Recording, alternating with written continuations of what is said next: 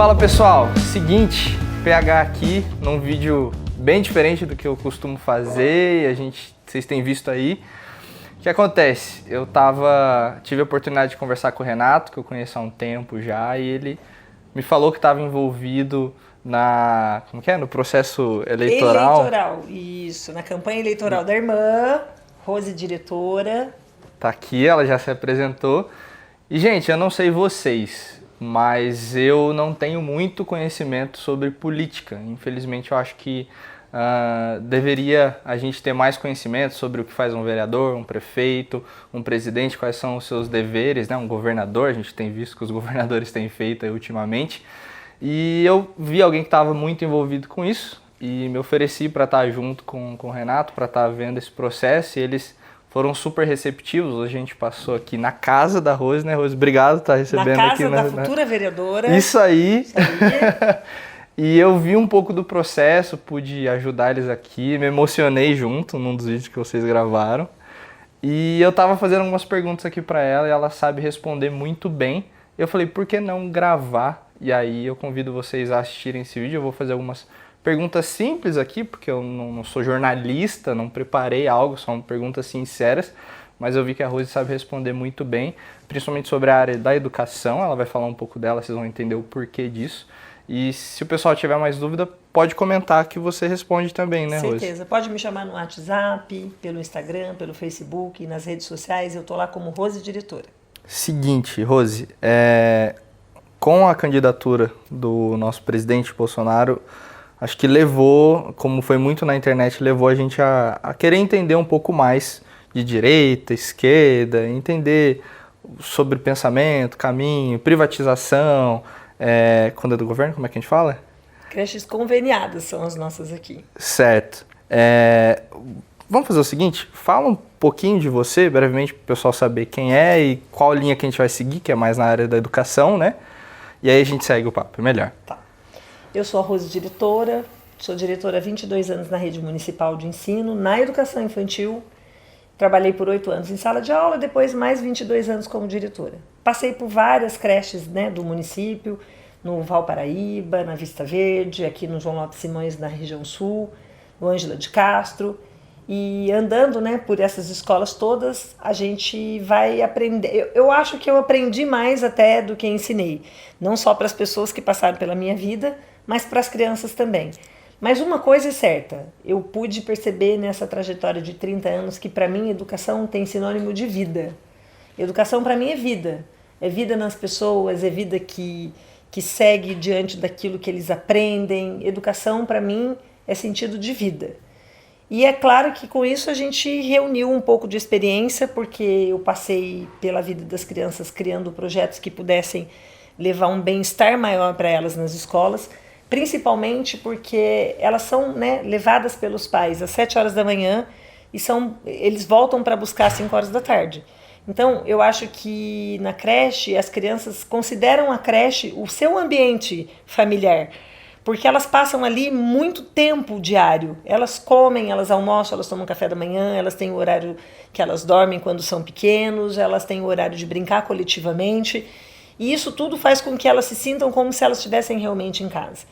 E hoje, quando eu penso sobre isso, eu falo para os meus filhos, né, que eu acho até que eu cuidei mais dos filhos dos outros do que dos meus. Porque para eles lá não tinha hora, se o pai, né, se atrasava para buscar, era comigo na minha sala que eles ficavam e a gente cuidava. Alguns a gente levava até lanche de casa, porque a gente sabia que depois que saía daquele horário de trabalho ali, eles ainda iam atravessar a cidade para chegar em casa. Então é uma vida assim familiar, né? Escola, educação infantil para mim é a extensão da minha família. Foi o que eu passei durante esses anos todos que eu estive lá. Sim, que era o pessoal mais ou menos de que idade? Sempre de 0 a 6 anos. De 0 a 3 são os berçários nas creches e de 3 a 6 é pré-infantil, são os maiores que a gente chama. Sim. Não tão maiores assim, mas são os maiores. Sim. Ou seja, ainda precisa são humaninhos, né? Que ainda precisam de muita atenção. Muita atenção. Né? Então isso que você está falando de um ambiente familiar para eles é essencial. Mas vamos lá então, vocês já conheceram um pouquinho da Rose, da trajetória dela, e aí vocês vão entender melhor a minha pergunta. No pouquinho que eu estudei, não sou, né, aprofundado em política e tal, mas sobre a questão de privatização, o que eu pensava até então, e estamos aqui aprendendo, né? Eu pensava que para a gente fugir dos desvios de verba, vez ou outra a gente escuta o escândalo de acontecendo na nossa cidade com desvio de material, né? Verba no material, que o prefeito na época errou, digitou errado, olha que beleza, digitou para mais, né? Não para menos. Alguém digitou errado. Um valor. O prefeito, viu? É alguém digitou errado. Desculpa, prefeito, foi alguém, né? Da época, não o atual. E eu questionava assim sobre como acabar com esses desvios de verba que acontecem na construção, na merenda, no material escolar e tal. Eu acreditava até então, acreditava assim, gente, com base no pouquinho que eu estudei, de novo, não sou especialista aqui falando, que o caminho seria a privatização, ou seja, pegar por meio de, eu falei licitação, né, tipo, sei lá, bem leigo falando, a prefeitura abre lá, vamos ver onde a gente pode encaminhar os nossos alunos que não têm condição de pagar uma escola privada, né? E aí as escolas vão lá e falam assim, para estudar na minha escola custa tanto, e aí a prefeitura escolhe e sabe exatamente quanto custa cada aluno, né, do dinheiro que vem, que é recolhido dos impostos, né? Então, para mim, essa linha de raciocínio fazia um sentido. E agora, conversando com alguém que foi diretora por muito tempo e agora está candidata a vereadora, né? Ou seja, alguém que está indo para dentro, né, Rose? É algo novo para você também. Muito novo. Só que ela entende muito de escola. E eu queria que vocês ouvissem o que ela falou para mim. Tá com a palavra, Rose. Então, nós temos 2 tipos de creche, né? De período integral na nossa rede municipal. Nós temos a creche de período integral da prefeitura, que é a prefeitura que nos coloca lá. Professores, funcionários, agentes educadores, diretor, orientador. Agora a prefeitura já terceirizou algum serviço, mesmo nessa creche que é da prefeitura, que é o serviço de merenda, que hoje é a empresa SHA que toma conta, e o serviço de limpeza, que é a Mil Clean. E tem chego para algumas escolas um segurança de uma empresa de segurança, mas não são todas as escolas ainda. E a gente trabalha com isso, recebe aquele número de crianças. E temos um outro serviço que seria, a gente chama de creches conveniadas, que são as creches que entram nisso que você acabou de dizer. Não seria bem uma licitação, é feito um contrato com uma entidade ou com alguém que tenha um CNPJ. Eles fazem uma seleção disso na Secretaria de Educação, né, por profissionais da Secretaria de Educação que entendem de educação.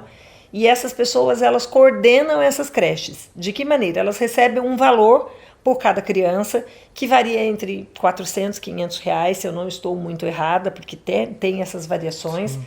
E cada criança, ele recebe por cada criança que ele tem lá. Ele tem o espaço, os professores são da Secretaria de Educação, o orientador pedagógico também. Já o diretor é da própria entidade.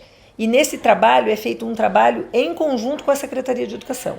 Essas escolas, vale lembrar que elas também são fiscalizadas, elas recebem, de certa maneira, a mesma condição pedagógica que a gente tem nas nossas creches municipais.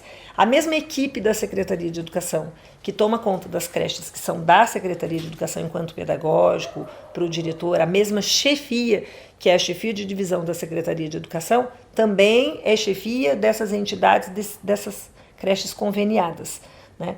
Só que, assim, são atendimentos um pouquinho diferenciados, porque nessas creches eles contratam os demais, que fazem parte dessa equipe, né? Agentes educadores, estagiários, e do lado de cá, que é da prefeitura, a prefeitura faz essa contratação.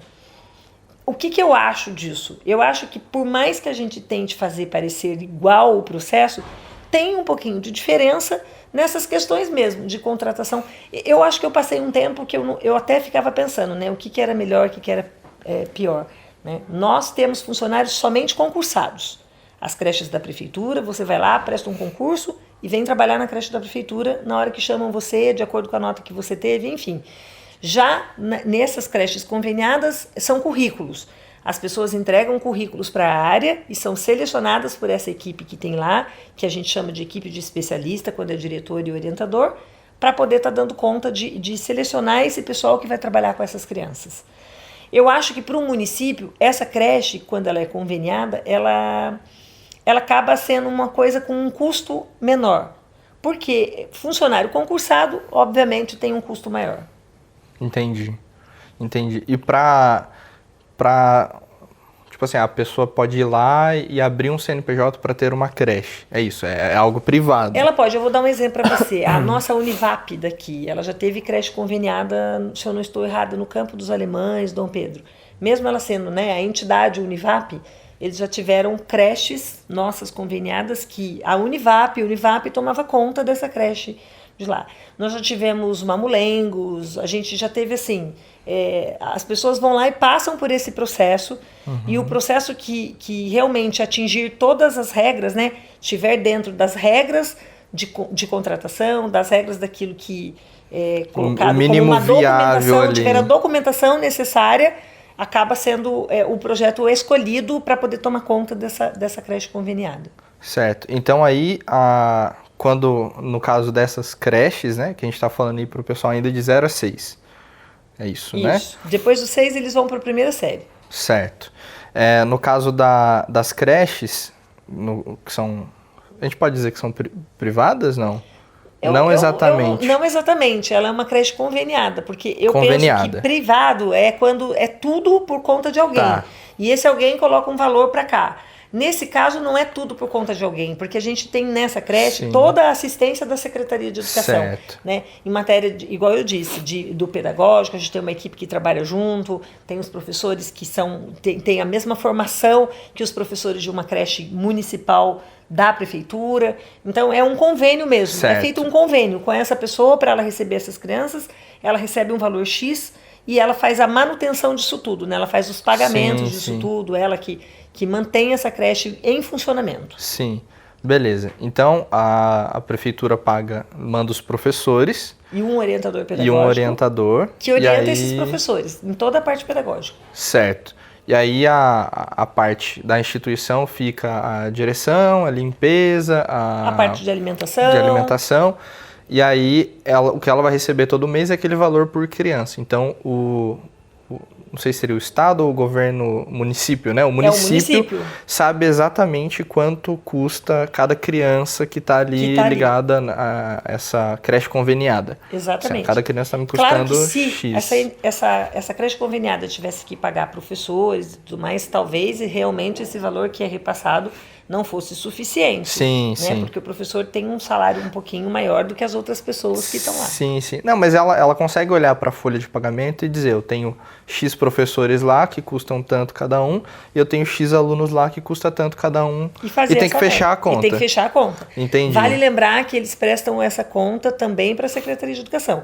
Embora eles tomem conta disso, eles têm pessoas dentro da Secretaria de Educação. Que acontece depois que o dinheiro sai, né? Isso, para saber onde foi que o dinheiro, né, foi parar, onde foi que o dinheiro foi colocado, no que ele foi gasto, eles prestam conta. Se as crianças estão comendo bem, quem não consegue prestar essa conta devidamente, e quando já aconteceu, por exemplo, dessa conta não fechar, essa entidade também ela é desvinculada do processo. E uma outra entidade, uma outra pessoa assume aquela creche ali. Nós já tivemos esse tipo de problema. Hoje tem filas de entidades que querem ser conveniadas ou a gente está atendendo a todos que se propuseram? Eu acho que não tem uma fila não, porque quando você começa a funilar, quem fica e não é escolhido, normalmente é porque tá irregular. Não tem isso, Entendi. Não tem a documentação necessária. Entendi. Então eu acredito que a escolha seja uma escolha assim, pautada num filtro, né, bem bacana, para ser alguém que vá tomar conta realmente, porque aí a gente está falando de criança que para mim é muito mais sério do que tudo isso, né? Nós vamos deixar as crianças lá na mão de alguém. E aí nesse valor já resolve duas questões, que seria o material e a alimentação. Que são duas questões bem críticas para fazer funcionar a máquina ali. Sim. E também já minimiza, sei lá, a chance de um desvio de verba. Eu acho que a prestação de contas que eles fazem que é necessária e que deve acontecer em tudo que a gente vai fazer, principalmente se tratando de verba pública, né? A gente está vendo aí pelo país inteiro o que está acontecendo. Então, assim, a mesma prestação de contas que eles fazem, aliás, vale lembrar também para a Secretaria de Educação disso, nós todos que somos diretores da educação infantil do município também fazemos. quando nós recebemos o dinheiro, né, do PDDE, essas questões todas, também tem uma equipe na Secretaria de Educação, a gente presta essa conta praticamente mensal, do que a gente gasta, apresentando o produto, apresentando a nota fiscal. Isso no nosso município é muito bem cuidado.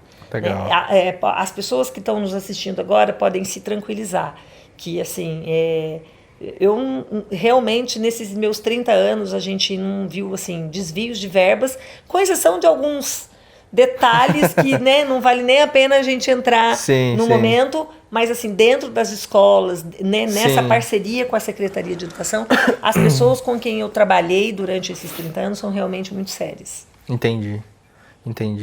A gente estava comentando ali também ainda sobre verba, né, que a gente não recebe dinheiro de fora do município para essa idade, né? Isso, na verdade, a verba que vem, né, do governo, ela vem para as crianças maiores, do ensino fundamental. Então, assim, vale lembrar que toda essa estrutura, né, as vagas, o que é gasto é por conta do município, né, de 0 a 6 anos. A gente tem essa conta para o município. E a conta ela só fecha para o governo do estado quando as crianças vão para o ensino fundamental. Daí a importância também, né, do gestor, do diretor, do orientador, ter uma parceria muito grande, não só com pessoas, mas com as famílias, com tudo isso. Porque embora a gente tenha a estrutura toda formalizada da Secretaria de Educação, com o pagamento dos funcionários, de professores, de todo mundo que está lá, algumas coisas que a gente cria na creche ou que a gente faz acaba sendo por conta dessa parceria realizada entre escola, família, pessoas que estão querendo nos ajudar, né? Eu até citei para você ali na hora que a gente estava conversando, né? Há muitos anos atrás, em 2001, se eu não estou errada agora... Do carrinho? Do carrinho. Gente, isso aqui me chamou a atenção. Quem me contou primeiro foi o Renato, agora ela vai contar melhor. Então, eu cheguei numa creche onde as crianças, elas não se serviam na hora do almoço. Elas tiravam as monitoras, né, na época a gente chamava de ADIs, que agora são os agentes educadores, elas tiravam a comida para as crianças e punham, e algumas vezes até na ânsia de ajudar as crianças a comer tudo que estava ali, né, uma verdura, legumes e tal, elas até davam uma mexida, enfim, deixavam um pratinho da criança pronto, a criança pegava aquele prato. E aí a gente começou a observar tudo aquilo e nós percebemos que se você não gosta de alguma coisa que está no prato e ele já está colocado, ele já está misturado, você acaba perdendo o prato inteiro. E nós começamos a pensar numa proposta, né? O que nós poderíamos fazer para que a criança tivesse essa autonomia. E aí, em parceria com a Secretaria de Educação, num primeiro momento, foi criado um projeto que a gente chamava naquela época, agora é a arte de se alimentar, né? Mas naquela época ele se chamava self-service, porque foi o nome mais comum que a gente achou para o que a gente estava fazendo. E o que seria esse projeto? Seria a própria criança, né, acima de 2 anos e pouco, assim que ela conseguisse ali, ela passasse e ela colocasse a quantidade de arroz que ela queria, a quantidade de feijão, ela se servisse, assim como nós fazemos adultos num restaurante. Num primeiro momento, a gente começou a colocar cumbucas, né? Vasilha de plástico, numa mesinha, e elas iam lá e tentavam se servir. Só que aquilo não era prático.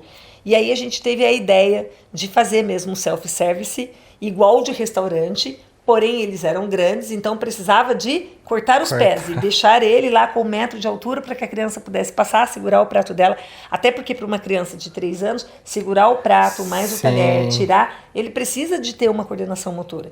E a gente falava disso, a gente dizia para as meninas, é só para auxiliar, mas ele vai derrubar, não importa, ele vai aprender, é só para auxiliar.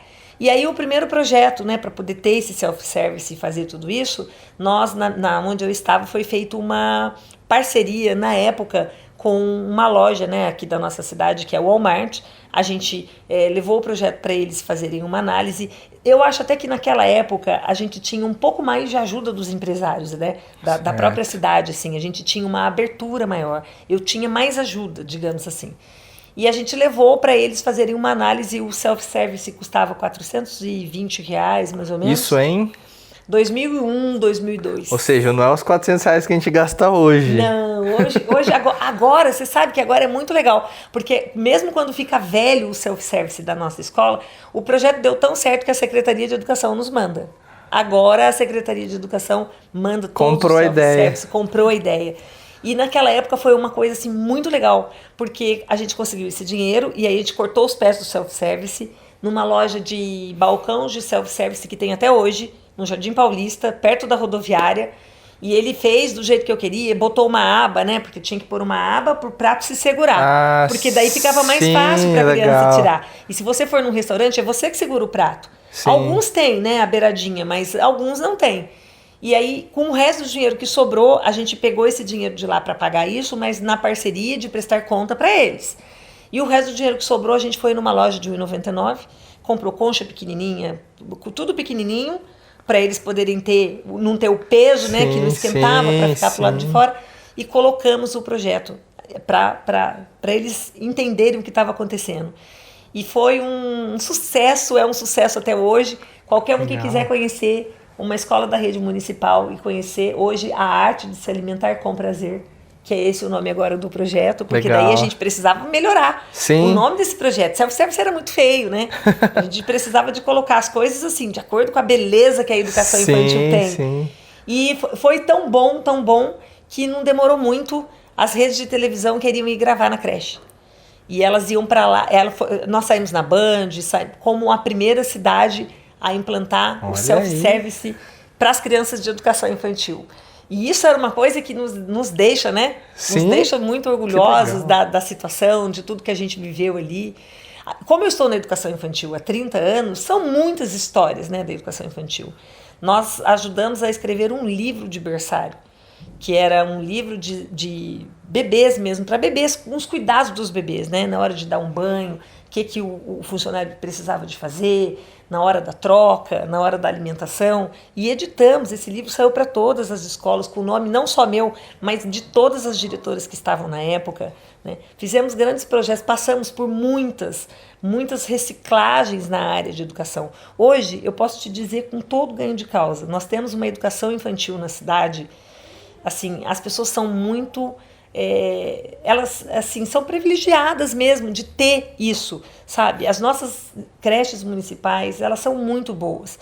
A gente tem sofrido um pouco com essa questão do número de crianças, porque a verdade precisa ampliar isso. E a minha bandeira, né, o que eu tenho falado disso, da educação infantil? Nós precisamos de ter mais vagas ainda de educação infantil, né? O nosso prefeito Felício, a gente... com certeza, se chegar lá, vai conversar sobre isso com ele, para pedir para ele que existem mães que precisam de período integral ainda, né? Só o meio período não atende. A gente percebe que as escolas de meio período até conseguem dar conta dessa demanda, dessa fila, mas muitas vezes as mães elas vão para a escola de meio período porque elas não têm a oportunidade da vaga de período integral, né? Porque as mães que trabalham o dia inteiro precisam dessa vaga ainda de período integral. Essa tem sido uma bandeira que a gente tem levantado, né? De não acabar as creches de período integral, né? Ter uma ampliação dessas vagas. E no período parcial também, né, não faltar vagas para as crianças. Eu estive com um prefeito há poucos dias atrás e eu até falei disso com ele, que a pandemia ela veio para nos mostrar muitas coisas, né? Nós não estávamos preparados para isso. Quando a gente foi lá e a gente teve que se reorganizar, teve que pensar numa maneira de chegar nas crianças via online. Hoje a gente tem professoras na rede que contam histórias no online que parece que você está num cinema, parece que você está num teatro. Então, assim, essas meninas, eu falei que elas tiveram que se reinventar. Elas são guerreiras, sabe guerreira? Sim. Que você pega um limão, você corta, você dá para a pessoa, e aí ela tem a possibilidade de chupar aquele limão ou de transformar aquele limão numa limonada, e ela resolve que vai fazer uma limonada. Isso tem sido a vida da educação infantil, tem sido a vida dos professores. Porque não basta ser professor. Precisa de ter isso no coração. Educação, como eu disse no início, é vida. Professor precisa de lidar com o coração, sabe? Professor é aquele que olha nos olhos das crianças, que entende que quando ela veio de casa, talvez naquele dia ela não dormiu direito, porque algum problema ela teve na casa dela, que consegue colocar essa criança que não dormiu direito no colo toda vez que ela senta numa roda de conversa naquele dia, porque ela precisa muito mais do carinho que ele está fazendo do que daquilo, às vezes, até que ele está ensinando aquilo, dá para ser num outro dia, mas aquele momento que ele está tendo com a criança não dá para ser no outro dia, ela está gritando naquele dia que ela precisa da ajuda dela. Eu passei por diversas experiências com crianças assim, elas chegavam, né, chorando, não querendo ficar, e as meninas traziam, e meia hora depois elas estavam bem, que é aquela coisa, olha, eu estou trabalhando, vou te dar um papel, você desenha aí um pouco, a hora que você estiver um pouco melhor, a gente conversa e eu te levo lá de volta. E você vai ter que pedir desculpa para todos os seus amigos. E eles falavam para mim, tia, agora eu já estou bem. Tem certeza? Já estou bem, agora eu já posso voltar. Eles faziam acordos com a gente para voltar. Eles me chamavam pelo nome. Eu recebo até agora, mesmo nesse período que eu estou afastado de eleição, que me faz chorar muito, recados, né, das crianças. Porque elas me chamavam pelo nome. E uma das coisas assim que foi muito difícil de sair agora como candidata foi porque eu saí bem no momento que eu nem pude me despedir deles, porque eles não estão na escola. E o que me levou aí para a candidatura é saber que eu vou trabalhar pela educação, que eu vou continuar perto das escolas, perto das crianças. Eu não sei como é que eu ia me virar sem isso. Isso não fazia... Na hora que eu pensei sobre isso, eu pensava assim, eu não tenho como ficar sem as crianças, né? As crianças, elas fazem toda a diferença na vida de um educador. O professor que não tiver isso... Eu tinha um ditado, eu fiquei conhecida na Secretaria de Educação por esse ditado. Eu falava assim, quem não gosta de choro de criança, quem não gosta de trocar criança, não gosta de dar banho em criança, e está pensando que aqui vai ganhar um montão de salário, eu acho melhor tentar uma vaga numa loja do shopping. Porque talvez você vá ganhar mais, porque você vai vender mais, e vai ser mais feliz. Porque criança é tudo isso, é escutar choro e achar que é uma canção de ninar. É trocar e achar que o cheiro está muito bom. É dar banho toda vez que ela vai comer alguma coisa e ela se suja. É você ter amor naquilo que faz. Educador é amor puro. Se não for para ser amor puro, eu aconselho qualquer um que estiver nessa profissão a tentar uma outra coisa. Tem que gostar.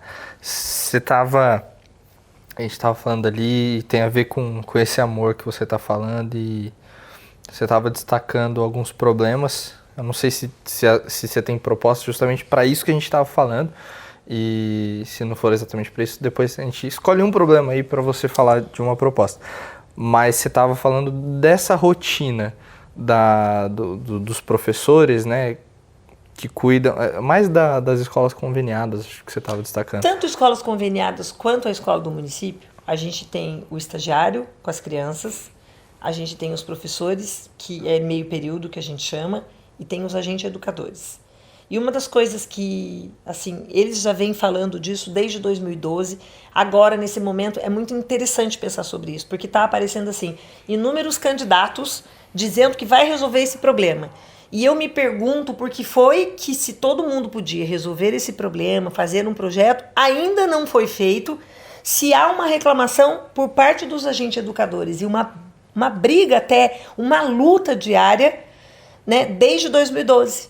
E não foi feito nada até agora, né? E aí agora, em épocas de eleições, as pessoas vêm com essa proposta dizendo que vai fazer isso. Eu creio num projeto mesmo para isso. Por quê? Não, mas fala do problema. O problema é que os estagiários trabalham 6 horas por dia. Certo. Os professores fazem uma carga horária de 5 horas por dia e os agentes educadores trabalham 8 horas por dia. As creches que são creches de período integral, elas funcionam 11 horas por dia, porque elas atendem das 7 da manhã às 5 da tarde. Horário esse até que algumas famílias nos trazem essa reclamação, dizendo que eles saem do trabalho às 5 horas e não conseguem chegar para buscar essa criança.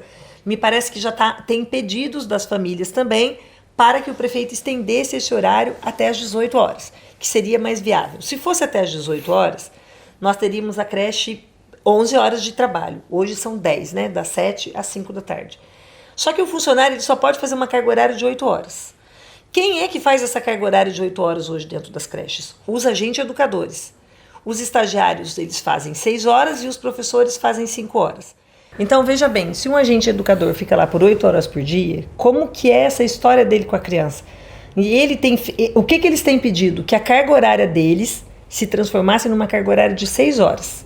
Ah, mas como é que a gente vai fazer isso? A gente tem que fazer isso dobrando o período, ou seja, contratando mais agentes educadores Com isso, a gente conseguiria estender talvez um pouquinho o horário da creche para atender a condição da comunidade, dos pais que gostariam que ficasse um pouquinho mais.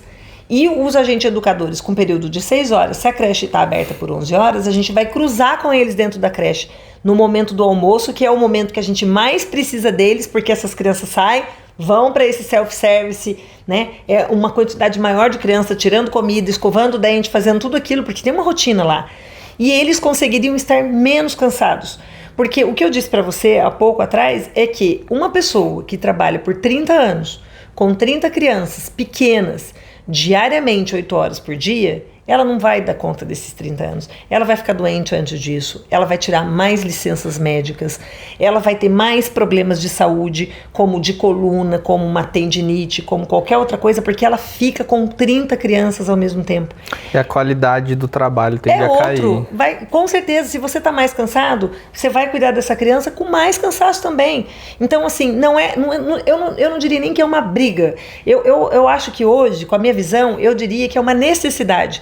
Os agentes educadores precisam conseguir trabalhar numa carga horária menor, para que eles possam, de fato, render mais nesse trabalho, agir de uma maneira melhor nesse trabalho. Até porque eu acho que até numa condição de quem está todo mundo na escola, eles têm uma condição que é muito diferenciada. Porque, olha, o professor entra às 7 da manhã, meio-dia ele vai embora. O estagiário entra às 7 da manhã, à 1 da tarde ele vai embora. Aí o outro estagiário para cobrir entra que horas? Às 11 da manhã e vai embora às 17. Quando é nas escolas de período parcial, ele entra meio-dia e vai embora às 6 da tarde. Ou seja, eles estão tudo em meio período. O agente educador, ele entra às 7, vai embora às 4. E o que entra às 8 vai embora às 5. Então, essa troca é muito tempo. E eu volto a lembrar, é uma briga, é uma luta que começou lá em 2012. Não é agora porque estão as eleições. Eles reclamam disso. Eles já reclamavam disso quando eu estava na creche em 2001, que era ADI, nem era agente educador. Só que agora que o concurso mudou, que virou agente educador, eles são em números maiores. As antigas ADIs, até eu acho que tem bem poucas na rede, acho que é 70 ADIs que tem, o resto já são tudo dessa leva de concurso, né, com um título novo, que é o de agente educador. Só que mudou o título, mas não mudou o trabalho, não mudou a carga horária. E essa briga deles, eu quero que fique claro, que também é uma briga minha. Eu concordo que tem que ser 6 horas. Eu também acho que a gente precisa pensar. Ah, mas você tem uma proposta? A gente tem várias propostas com relação a isso. Até porque isso, como eu disse, já vem vindo desde 2012. Agora, para a gente conseguir fazer alguma coisa, a gente precisa chegar lá. O que eu tenho dito muito sobre essa questão política é que nós não vamos conseguir mudar a política se a gente não mudar a trajetória para que a chegada seja de um outro jeito. As pessoas querem fazer a mesma trajetória na política, o final vai ser sempre o mesmo. Política, o único jeito que a gente tem de melhorar é com o nosso voto. O nosso voto é muito importante. Ele não pode ser um voto que ele seja trocado nesse momento, que ele seja negociado. Não! Nós precisamos ir lá ver a vida desse candidato. A gente precisa saber qual foi a trajetória dele, né? O que ele fez? Como é que foi? Ele fez até hoje alguma coisa? Ele conhece alguma coisa? Ele sabe? Por que ele está querendo ir para lá? Então, se alguém me perguntasse por que você está querendo ir, eu estou querendo ir porque eu quero continuar levantando a bandeira da educação, dos profissionais da educação. Ninguém mais do que eu conhece essa história. Sabe por quê? Eu fui estagiária com 15 anos na educação. Eu comecei a fazer o magistério, fui ser estagiária na escola chamada Torataro Takitani, no Vale do Sol. Algumas professoras que hoje estão aposentadas foram professoras da sala que eu era estagiária delas. Eu terminei o magistério e fui fazer uma faculdade de pedagogia. Chegando lá, o que aconteceu? Passei no concurso para ser professora. Fiquei 8 anos em sala de aula, depois 22 anos como professora. E agora estou quase aposentada, ou seja, eu já vivi um pouco de cada coisa. Eu sei o que é uma estagiária, eu sei o que é ser um professor, o que é ser um diretor, e daqui a pouco eu vou estar na onde? Do lado das aposentadas. Então, como que eu, sabendo de tudo isso e tendo passado por essa trajetória, não vou saber defender essa bandeira? E isso não depende de que lado dessa história que eu estou. Se é do lado do prefeito X, se é do lado do prefeito Y, não depende. Porque eu estou indo para lá para criar projetos com as meninas, para escutar, para deixar o gabinete aberto, para que elas possam trazer a angústia delas e a gente juntas possa decidir aquilo que a gente vai fazer. Então, de verdade, eu não me importo muito com o prefeito que eu vou ter que ir lá conversar. Porque para mim, eu vou conversar do jeito que eu estou conversando com você. O que nós podemos fazer por isso aqui? O grupo de diretores de escola, eles hoje, né, na minha época, quando eu entrei, a gente tinha uma incorporação, que a gente chamava. A cada 5 anos de trabalho, a gente incorporava um pouquinho daquele salário que a gente tinha ido como diretor. Com 15 anos de trabalho, incorporava tudo. Então, a pessoa ficava como 15 anos de diretora e ela estava perto de aposentar, ela levava. Hoje, a gente tem, só na educação infantil, 60 diretores. Nenhuma delas que entrou depois de 2012 incorpora mais nada. Então, as meninas ficam 10 anos, 15 anos, 20 anos, e na hora que elas forem aposentar, elas não vão levar o salário de diretora. Elas vão voltar para o salário que elas tinham de professora e vão levar um outro salário. Não tem mais a incorporação para ser diretor. É durante o período que elas estão trabalhando. O quanto que um diretor não se desgasta, o quanto que isso não é difícil para um diretor. Eu não sei, eu acho que a gente podia pensar em projetos que arrumasse isso, porque eu falei outro dia, a muito curto prazo, nós não vamos mais ter diretor. A gente não vai ter diretor. Quem que vai querer sair de uma sala de aula, que você trabalha meio período, para ir para uma escola para trabalhar 10 horas mais por trabalho dia, e ganhar a mesma ter um coisa. trabalhão nessa administração, administrar tudo isso, administrar funcionário. Eu tinha 70 funcionários na creche que eu estava até antes de sair para a campanha política. 70 funcionários para fazer tudo ali. Você tem uma secretária, mas quem assina tudo, quem faz tudo é o diretor. Como que ele vai conseguir fazer tudo isso, né, por um salário que daqui a pouco, se ele ficar doente, se ele resolver que ele quer voltar, ele não tem mais. Então, vai ficar escasso, né? Daqui a pouco a gente não vai ter as pessoas querendo ir, sendo que a gente fazia isso com tanta euforia. Todo mundo, há 20 anos atrás, queria ser diretor de escola. Ser diretor de escola era a coisa mais importante que tinha na Secretaria de Educação. Para mim, Rose, que acabei de me afastar para uma candidatura, continua sendo a coisa mais importante, porque a gente é meio a vitrine de todas as coisas que acontecem na escola, né? Eu preciso ser um exemplo de diretora em todas as áreas para que eu possa conseguir conversar com as meninas, articular tudo isso. Então, e uma coisa que eu saí de lá falando quando eu vim para ser candidata, né? Eu não costumo resolver as coisas batendo panela, né? Fazendo gritos, alvoroçando, porque assim, para mim, quem faz esse tipo de coisa quer fugir do foco. Porque enquanto eu tô gritando, eu tô batendo panela, eu não tenho proposta nenhuma, na verdade. Eu não consigo pensar em nenhum projeto. Então, para mim, o lutar por uma causa, o fazer alguma coisa, é ter um projeto. E eu saí de lá falando isso para as meninas, né, para os agentes educadores. Eu saí falando para as meninas. É você mostre através do papel, através de projeto para o prefeito, que isso vai custar tanto, que isso aqui vai custar tanto, e aqui o que nós podemos fazer. Não é ir lá na porta da Secretaria de Educação bater panela, bater tambores, que eu vou fazer com que as pessoas me vejam. Não, eu vou fazer com que as pessoas me enxerguem pelas minhas ideias, pelos meus projetos, por aquilo que com inteligência eu consigo fazer. Então, eu realmente não sou o tipo de pessoa que vou chegar lá e vou... Porque tem surgido alguns comentários, sabe? Tipo, ela tá do lado do prefeito atual, como que ela vai lá e vai enfrentar o prefeito atual? Não é enfrentar, não é brigar. Entra, acho que na questão que às vezes as pessoas não sabem direito o que faz um vereador. Eu estava pesquisando isso ontem. Você entendeu? O que alguém faz o vereador? Que atua na parte de legislação, ajuda a montar leis. Leis para poder serem votadas e o município passar a ter uma condição melhor de direitos e deveres. E aí a gente volta a reforçar, escolha direito, porque quem vai lá levar as leis, as ideias, os projetos, é o vereador que você vai votar. E a gente está vendo, a gente estava comentando sobre o absurdo, né? Não sei o que vocês acham, eu acho um pouco estranho a gente ter tido um presidente que não tinha uma educação completa. E a gente vê aí, literalmente, qualquer um se candidatando a vereador. Então, é um pouco assustador. E se tem gente se candidatando a vereador sem nem entender, né? O cara não tem nem estudo. Ah, não é a formação que define... Beleza, mas vocês estão entendendo que existe... Eu estou generalizando, mas existe sim um público que não sabe o que está fazendo, né? E tem as pessoas que não sabem votar também. Então é uma das coisas importantes da gente estar batendo esse papo aqui, é conscientizar também. Eu queria falar um pouquinho sobre política mesmo, sabe? Certo. Eu acho que as pessoas, elas, é o que você disse antes, elas precisam aprender a votar. Você só pode cobrar se você for lá e exercer o seu direito de cidadão de votar na pessoa certa. Mas como que eu faço isso? Poxa, pesquise, igual você estava falando, né? A gente não está aqui para discriminar ninguém que entrou para ser candidato, para dizer que eu tenho mais direito do que você, que não teve, de repente, a oportunidade de fazer as mesmas coisas que eu, a mesma trajetória. Mas vale lembrar que é necessário que a pessoa tenha um pouco de conhecimento daquilo que ela está indo fazer lá. Porque como que ela vai nos representar se ela não tem nada de conhecimento para aquilo? E uma coisa que eu tenho escutado muito nas ruas, e que não vai funcionar assim, e que eu queria deixar isso bem claro, as pessoas comigo na rua, elas têm dito assim, é isso aí, é renovação, a gente precisa renovar. Como que a gente vai renovar se você, se o outro não confiar numa pessoa nova como eu, como um outro candidato? Não vai haver uma renovação, sabe por quê? Porque o que a gente tem visto na nossa cidade é que a gente tem um grupo de pessoas tomando conta de um grupo de pessoas.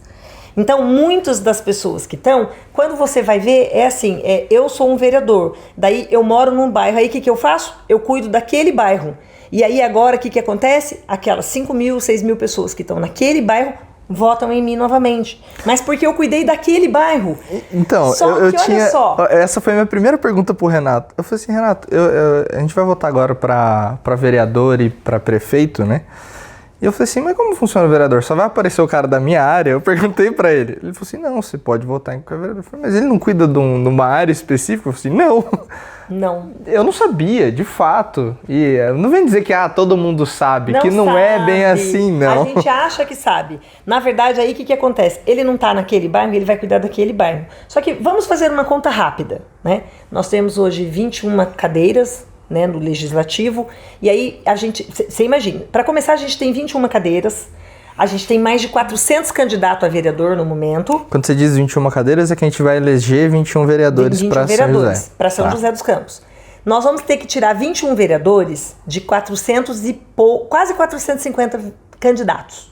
Agora sim, é que a gente falou de não discriminar ninguém. Você acha que de 400 candidatos todos estão entendendo tudo sobre política? Não, claro sobre qual é a função de fato de um vereador? Exato. Não é, a intenção não é discriminar ninguém, não. Mas tem muita coisa que, assim, eu até então, tô com 23, consumia muito conteúdo de blog de humor. E todo ano, chega na política, traz aqueles caras que parece que é piada, você não acredita.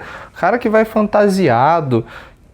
Sabe, é tanta coisa absurda que a gente vê, gente, a gente não pode achar isso normal. Agora, você concorda que mais absurdo é quando aparece lá que o cara teve milhões de votos depois de uma aparição dessa? E aí, o que acontece? Agora, ele teve milhões de votos. Aí, daqui 6 meses, depois que passar a eleição, você vai numa feira, você vai em algum lugar, o que você vê? As mesmas pessoas reclamando das mesmas coisas. Mas eu gostaria de perguntar para essas pessoas, qual foi o seu voto? Em quem mesmo foi que você votou? Né? Em quem você confiou? Muita gente não sabe, nem fala assim, não lembro quem que eu votei. E voltando nessa conta, se você pensar que são 21 e que a gente tem quantos bairros na nossa cidade? Então você concorda que se só 21 bairros ou só 21... A gente vê muito as pessoas colocando assim, eu sou candidato ou eu me candidatei porque eu tomo conta de tal coisa. Mas você não tem que tomar conta de tal coisa. Você tem que tomar conta de todas as coisas, entendeu? Se você pensar, você vai entender que um vereador, ele não tá lá para fazer a sua vontade, a vontade de meia dúzia de pessoas, a vontade de 5 mil pessoas para garantir que na próxima eleição ele vai ter 5 mil votos. Ele tá lá para governar para 800 mil habitantes, porque é esse o número que a gente tem na nossa cidade hoje. A gente tem 800 mil pessoas para cuidar. Então, quando alguém vem trazer um projeto ou quando alguém me dá uma ideia, eu não posso pensar nessa ideia só para um. Eu tenho que pensar nessa ideia na coletividade para poder estar fazendo alguma coisa de bom para todos. Sim, e calma aí, eu fiz o seu projeto, olha para você ver como parece que não, mas o seu projeto lá da alimentação foi em 2001. Isso. Ou seja, a primeira turminha lá tem hoje... Foi na creche do Val Paraíba e Marilda Pereira. E não começou com crianças de meses, começou com crianças de... Naquela época a gente colocou os de 3 anos para cima. Mudou um pouco a nomenclatura, ou seja, é o pessoal que hoje tem 21. Exatamente. Ou seja, você que tem aí por volta dos 21 anos, e principalmente a galera que veio depois, pronto, né? Se você lembra disso, olha como impactou. Ou seja, daqui a pouco você vai ter filho.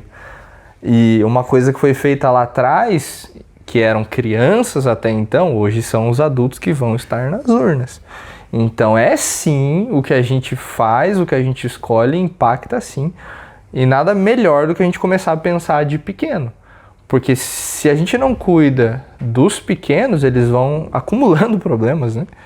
Vai tendo dificuldades de pequeno que se não são tratados, e a gente tem dificuldade na área da saúde também, a gente estava comentando sobre isso, às vezes a criança tem alguma... Seria questão psicológica, a gente pode dizer? A criança, ela chega pra gente pequenininha e depois de algum tempo na convivência a gente percebe, por exemplo, que ela tem uma hiperatividade ou ela tem... Enfim, ela é uma criança um pouco diferente das outras crianças. E a nossa primeira coisa que a gente faz enquanto gestora é de conversar com essa família, pedir para passar, né, pelo pediatra primeiro, fazer uma análise. Mas vamos aos finalmente. A gente chega à conclusão de que essa criança precisa, por exemplo, de uma fono. Né? Ela está com um problema na fala e ela precisa de uma fono. Essa família vai lá para o postinho de saúde na fila do SUS, né? E ela vai ter que ficar esperando lá esse atendimento. O que a gente pensa a respeito disso? Não só eu, mas eu creio que quase todos os diretores da rede. Se hoje a gente tivesse um órgão, né, um lugar que a gente pudesse colocar sim essa criança na fila de espera, mas que fosse uma fila de espera para criança de 0 a 6 anos, porque ela seria atendida rápido, muito mais rápido, e que esse órgão, né, fosse mantido pela prefeitura. A verdade é, hoje as escolas de educação infantil, elas precisam de um auxílio nessa área. A gente tem a educação especial que a gente chama na Secretaria de Educação, mas não para esse tipo de suporte. Tem o professor da Secretaria de Educação que faz visitas nas nossas escolas, ele observa essa criança que está, né, com problema de fala, enfim, e ele até nos ajuda a fazer um histórico dessa criança. Mas nós somos formados em pedagogia, não em fonoaudiologia, né? Eu não sou formada em fono. Sim. A minha formação é outra. Então, eu preciso da ajuda de um outro profissional, chegando o mais rápido possível, porque essa criança com 6 anos ela vai para a primeira série. E se ela não conseguir essa vaga de atendimento até 6 anos, ela vai para a primeira série com esse problema. E assim, aí reduz mais o aproveitamento dela. Sem contar que a educação infantil é muito diferente do ensino fundamental. A verdade é que na educação infantil, as crianças, elas brincam, elas têm um espaço maior, elas têm uma cobrança menor. Lá no ensino fundamental, se você ainda não está sabendo falar água, eu sinto muito, você já está com 7 anos. Então, assim, como é que a gente vai fazer? Vai ficar com sede. Você entendeu? Então, assim, são coisas que são pequenas, no meu ponto de vista, não são tão difíceis assim de fazer, de resolver, mas que a gente vem vindo... Ainda mais que você presencia isso há muitos anos. 30 anos, né? 30 anos que eu presencio isso. É complicado. Tá bom? É que tá faltando dinheiro para fazer. Então, às vezes eu pensava isso também. Eu quero te dizer que muitas vezes eu parei para pensar nisso faltando também. Dinheiro, tem que ter mais imposto, brincadeira. Agora, uma coisa é certa. Tem que parar de roubar. Exatamente, aí que eu ia entrar. O seu candidato, aquele candidato que você está escolhendo para as eleições de agora, né? E aí, como é que é a história de vida dele? Ele é uma pessoa honesta? Ai, meu Deus, eu lembrei do pessoas. Rouba, mas faz. Não, gente. Então, não, isso não. Se rouba, não. Né? Ele tem uma integridade, ele segue alguma coisa, ele tem princípios, né? Ele conhece alguma coisa que não seja só da escola, ele tem E aí busca conhecer da vida dele, da que é o que a gente vida tava dele, falando. que é o que eu estou tentando fazer aqui com vocês. Sim, a Rose tá indo pras ruas e eu, de fato, vi um pouco aqui dos bastidores, são os filhos dela que estão ajudando, 2 advogados, né? 2 advogados, marido, que nos próximos 20 irmão. dias estão deixando um pouco a vida deles para ajudar na minha. E a minha filha, eu disse para ela, como você vai deixar as suas coisas para você me ajudar na minha? E ela disse para mim, você deixou as suas coisas por 50 anos para ajudar na minha? Não tem problema nenhum que eu ajude você em 20 dias para você ajudar a vida por mais 50 anos de outras pessoas. E assim, para quem não sabe, a gente não tem, né, uma verba exorbitante para campanha política, o que chega é sempre muito pouco, não dá para sair fazendo tudo com o dinheiro da gente, porque eu também não teria essa condição financeira de fazer isso hoje, até porque foi uma vida de trabalho de 30 anos, do mesmo jeito que eu não quero gastar o dinheiro do povo para fazer alguma coisa também, não seria nem justo, né, que a gente colocasse tudo da gente. O que a gente tem feito? A gente tem gastado isso, né? Conversa, Sim. sola de sapato, né? A gente fica lá no semáforo tentando convencer. Muita gente diz para mim que político não pode perder tempo. tem que ganhar o voto em 2 segundos. Eu falo para você, você vota em mim e eu já passo pro próximo. Eu não consigo fazer isso. Eu demoro uma manhã inteira para visitar 4 casas de 4 pessoas diferentes. Porque quando eu chego lá, eu quero contar para elas a minha história. Eu quero dizer para elas que o voto delas é importante para mim. O seu voto que tá aí me assistindo agora é importante para mim. É só com o seu voto que eu vou chegar lá. E se eu não chegar lá, eu não vou ter como fazer a diferença na vida de outras pessoas. Então eu preciso da confiança e do seu voto, do voto de quem está nos assistindo, para que eu possa chegar lá. Se quem está assistindo a gente resolver que um vai votar no vizinho, o outro vai votar no parente distante, o outro vai votar numa pessoa que apareceu, minha amiga falou, então eu vou votar nela. Sabe o que vai acontecer? Cada um de nós, eu vou ter 500 votos, o outro vai ter 200, o outro vai ter 300, e as mesmas pessoas que estão lá vão voltar. E você daqui a 4 anos vai continuar fazendo o quê? Reclamando da história que está lá. Ou a gente centraliza todas as pessoas que a gente conhece, os nossos amigos, naquilo que a gente acredita, e todo mundo vai numa pessoa só, porque para conseguir chegar lá eu preciso de mais de 4.000 votos, isso no meu partido, né? Ou a gente vai ficar chovendo no molhado. A verdade é essa. Nós vamos ter dos 450 vereadores, um com 200, o outro com 100, o outro com 50 votos, o outro com 1.500, não conseguiu chegar, eu sei lá, com 1.000. E quem está lá e cuidou do seu bairro, das 5.000 pessoas, das 6.000 pessoas, vai voltar. Vai voltar pela... Quantas vezes mesmo? Vocês já deram uma olhada? Quantas vezes cada um passou 4 anos lá? Então lá quanto tempo, né? Se eu tivesse força política, para mim, vereador, não tinha que ter mais do que 2 mandatos. Depois, se ele quiser, ele se candidata para ser deputado, para ser prefeito, para uma outra coisa. Para prefeito não é assim.